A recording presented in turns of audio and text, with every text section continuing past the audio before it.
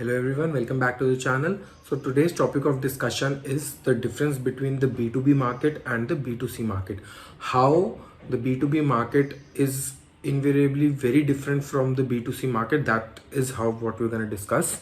So let's begin. Now the first one under this is that in the B2B market there are fewer but very large buyers. So what this means is that the raw material purchasers or the manufacturers or the companies that provide the finishing goods to the final customers, they are big time buyers of those raw materials and semi-finished goods from other manufacturers or distributors, right? So there are few competitions in the market, right? So you have, if you talk about FMCG, you have Procter and Gamble, you have ITC, right?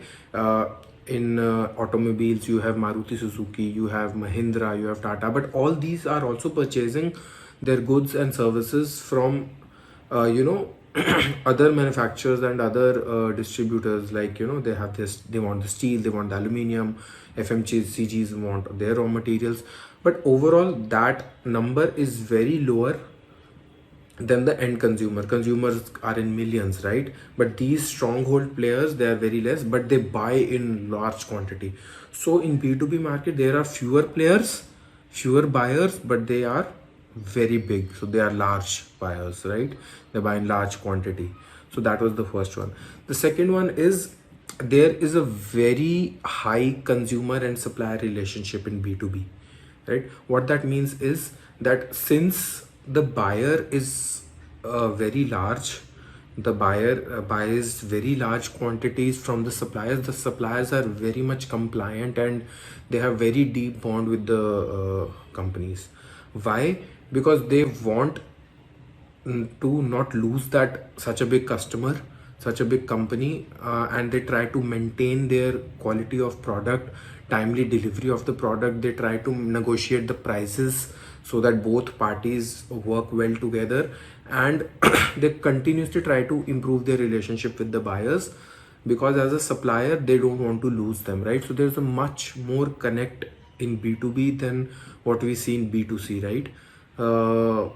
That is another difference. Third one is there's a lot of professional purchasing that happens. So whenever there's a B2B purchase happening, there are a lot of technical people involved, people who know about the raw material very well. They know about the chemical compoundings, they know about the technicalities of that particular product. That is not the case in B2C. In B2C, the buyer may not be that much educated about the product and they still buy. But in B2B, the purchasing is very professionally done, because it has to contribute to the end product, right? So they cannot do any mistake. That's why it's very stringent buying that happens.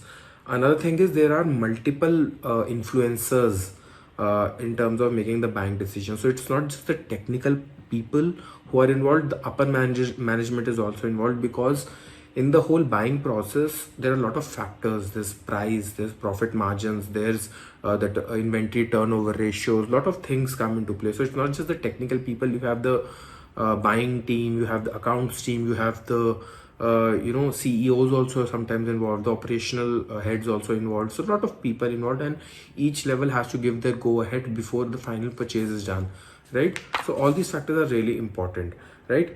What's the next one? There's a lot of cold calling, lot of multiple calls that happen between the suppliers and the buyers in the B2B level.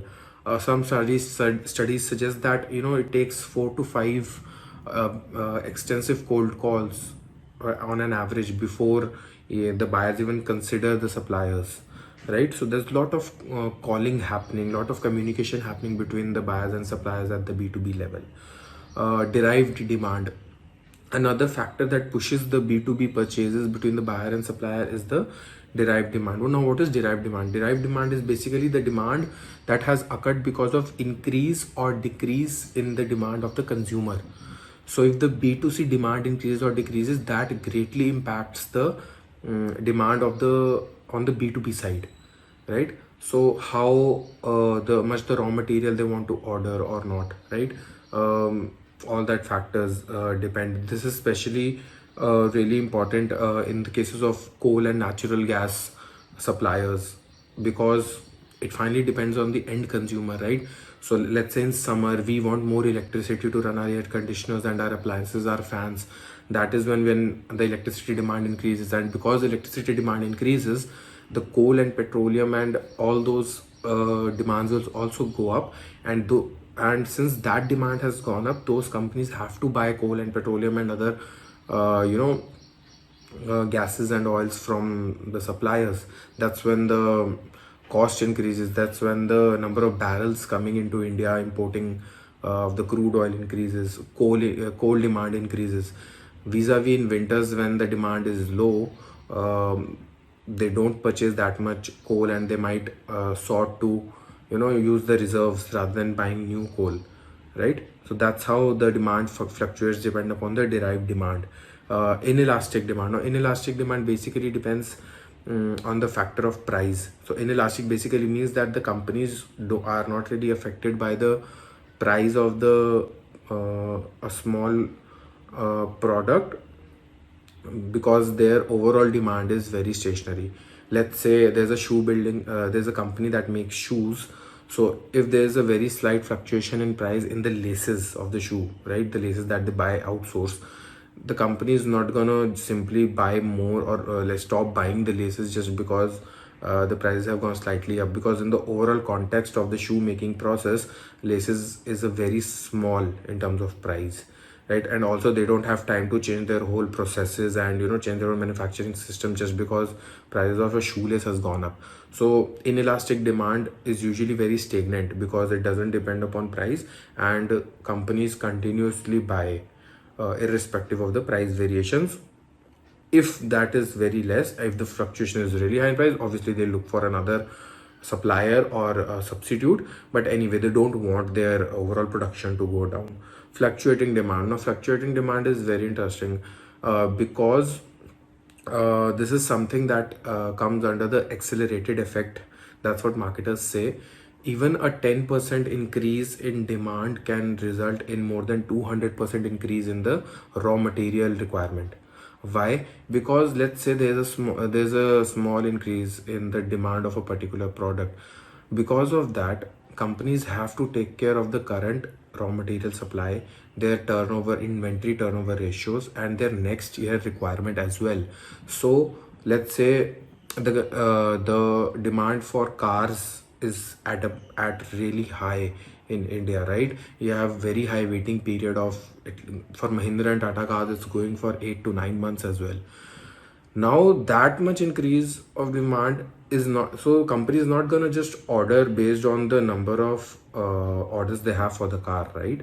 That increase in demand, they are anticipating how much more they might require for making more car as well, because it's not like they have got the orders and then the orders have stopped. They have projected that they need more orders. So even a slight increase in 10% increase on the consumer level is like 100 times or even 200 times of raw material requirement at the B2B level. That's how fluctuating demand results to accelerated effect at the B2B levels. Geographical concentrated buyers. Now this is very important because companies really tend to geographically decide that which are the areas or choke points that sells more, right? So those areas are important in terms of production and giving the final consumers their goods, right? So finding the suppliers from that region, having the facility to produce those products near those regions is really helpful in controlling the overall cost, right? And acquiring the raw materials faster. So that's why the geographical concentration of buyers is really important to identify the suppliers closer to the company, to their manufacturing plants. That's and then having the ease of supplying those final goods to the customer within that geographical region overall helps saves a lot of costs, right? Direct purchasing. Now direct purchasing is another important point because companies tend to directly go to the manufacturers at the B2B level rather than going to the suppliers. This saves them cost because suppliers will have their own margins, and company can directly skip going to the supplier and go directly to the manufacturer, and that way save cost. If those companies really want bulk orders, because manufacturers will also entertain only bulk orders, and big companies usually do this. Even big companies set up their own manufacturing plants in the end. Obviously very big companies do that, but they directly tend to go to manufacturers rather than suppliers and skip the middlemen just to play on margins, right? I hope all these points were very helpful for you, because these points are the building blocks of the B2B market, how B2B market revolves around these pointers, and how these pointers are different from the B2C market, right? I hope the video was helpful. Please take care. We'll come back with the next video. We'll discuss more about the B2B market, and what are the buying situations, what are the elements, what are the people, who are the people involved in making the buying decision for the B2B market, all those factors, right? So for now, please take care, like, subscribe and share. Thank you.